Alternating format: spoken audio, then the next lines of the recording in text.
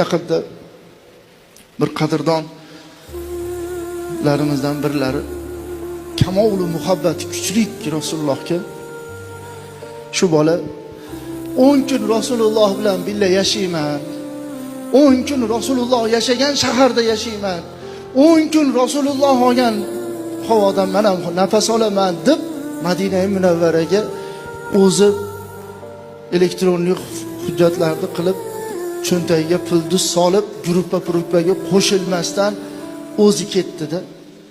Aytadi, Madina-i Munavvaraga bordim. Gastinitsa dedi $7 ekan dedi bir kishiga. Bir kunlik. $7. Shuni pulni berdim. 2 mahal ovqati bor ekan dedi. Ovqatlandim. Rasulullohning masjidlariga chiqdim.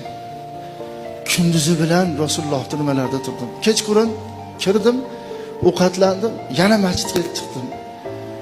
Kechqurun yotgani kirib cho'ntagimga qarasam pul yo'q.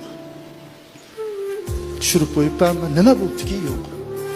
Ertasiga ertalab bir kecha bir kunduz bo'lganligi uchun chiq dedi. Pul yo'q. Qayerga borishimni bilmay to'g'ri Rasulullohning masjidlariga bordim. Hech qayerga qaramadim. To'g'ri masjidlariga borib, bitta ustunni tagida o'tiraverdim dedi.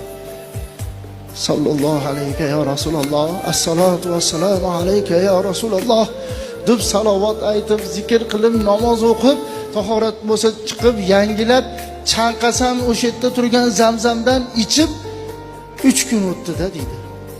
Qarang, 3 kun o'tdi-yu, issiq ovqat yo non-pon u qoringa kirmasa qaltirar ekan odam dedi. Oyoq qo'llar qaltirashni boshladi dedi. İçimden deydi bir o'y keldi deydi. U o'y hamki, "Ya Rasululloh, men sizni mehmoningizman" degan o'y hali tugagan yo'q-da deydi. Qarang, "Men sizni ya Rasululloh mehmoningizman" degan o'y keldi-yu, hali tugagan yo'q. Yelkamni bitta odam shuni ushadi deydi. Ne qarasam qo'lida saboyi turibdi deydi. Qarang, qo'lida saboyi turibdi.